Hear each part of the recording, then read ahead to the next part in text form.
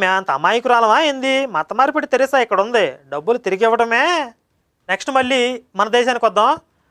1984 December 2వ తారీఖున మధ్యప్రదేశ్లోని భోపాల్లో ఒక గ్యాస్ లీకేజీ, అంటే రీసెంట్గా విశాఖపట్నంలో జరిగినట్లుగానే అప్పట్లో ఒక పరిశ్రమ నుంచి, ఒక ఫ్యాక్టరీ నుంచి విషవాయువు రిలీజ్ అయ్యింది. అప్పట్లో సుమారుగా 3500 మంది అధికారికంగా, అనఫిషియల్గా 15,000 నుంచి 20,000 మంది వరకు చనిపోయారంట.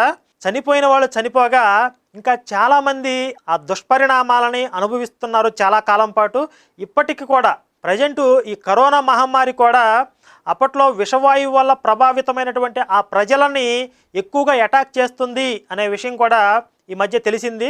అంటే చాలా కాలం పాటు ప్రజలు ఆ దుష్పరిణామాలను అనుభవిస్తున్నారు. ఇంత ఘోర విషాదం జరిగినటువంటి ఆ పరిస్థితుల్లో మన మతమార్పిడి తెరీసా గారు భోపాల్ ఆ పట్టణానికి